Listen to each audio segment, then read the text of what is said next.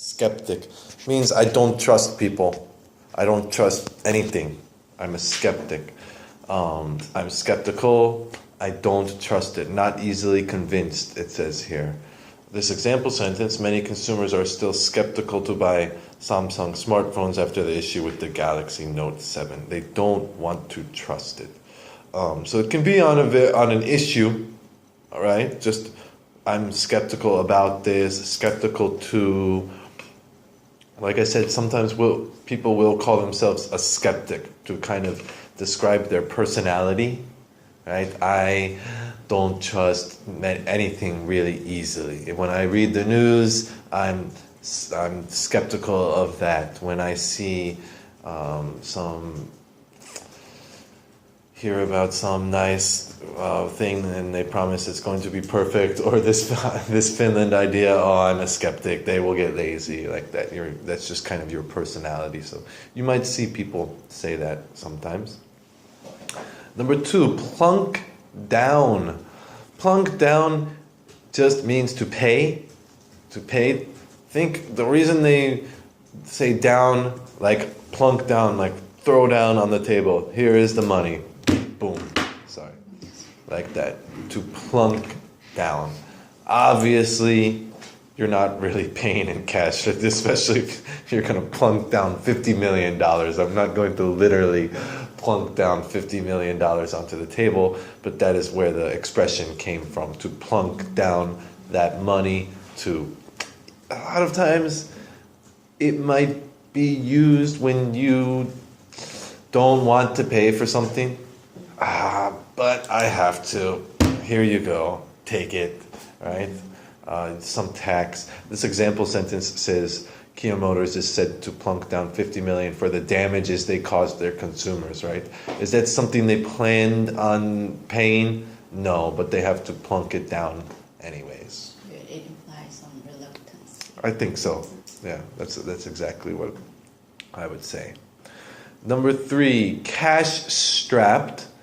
Just means not having enough money. Like I said, I think in a previous lesson we learned the word strapped, right? Just means you don't have enough of it. They said they were strapped for resources or something like that. Cash-strapped means you're strapped for cash. You can say cash-strapped, or you can say cash-strapped for cash. One and the same.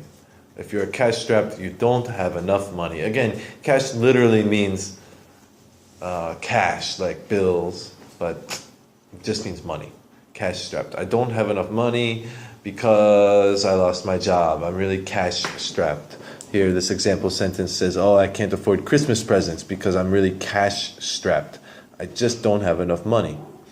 Number 4, it's a must-have. I think it's easy for you to understand must-have. It's something that you need. But a lot of times, must, right?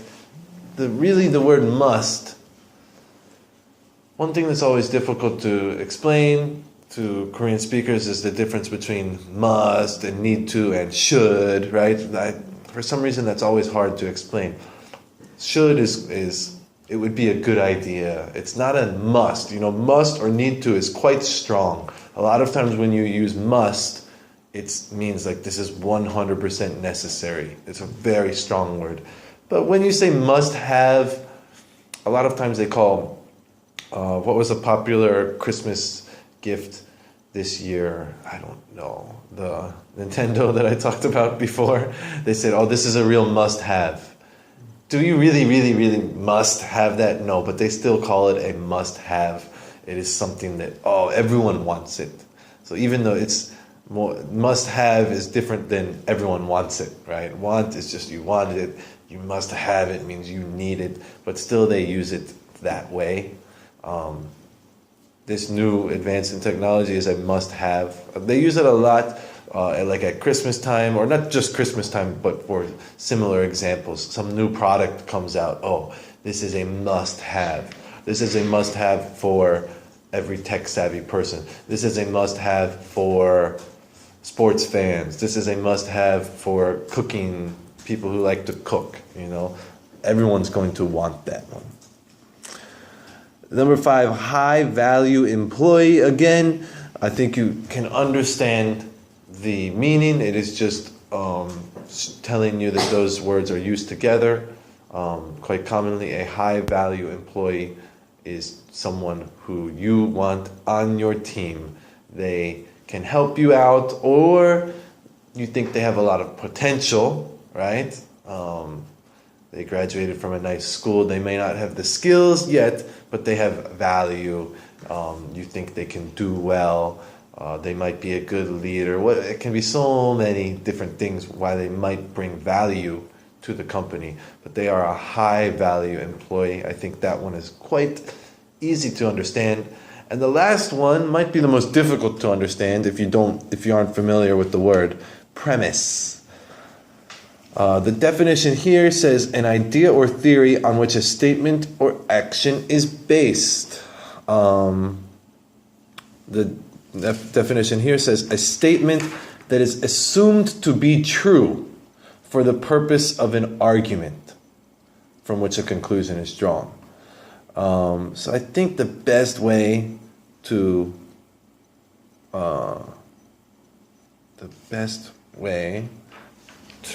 tell you is just give some examples. Sorry, I got distracted.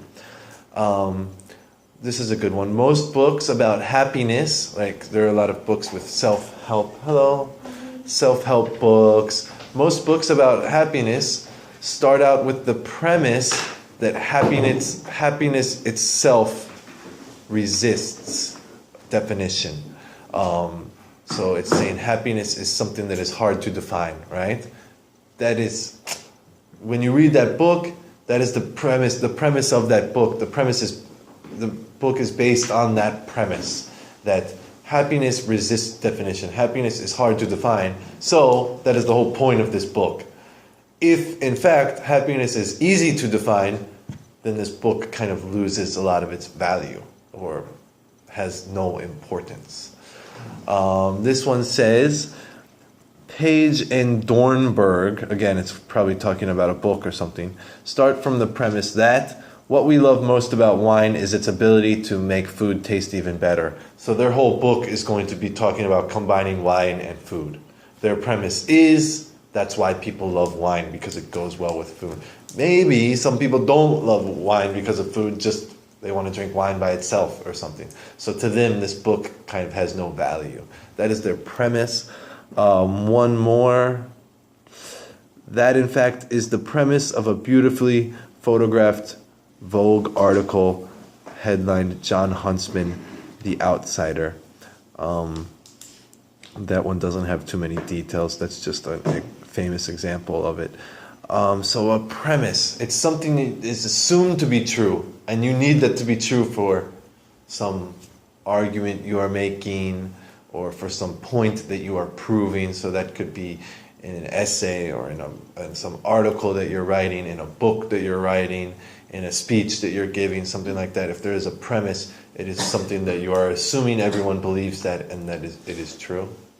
So I think that one was the most difficult one to explain, but hopefully you can understand. We'll stop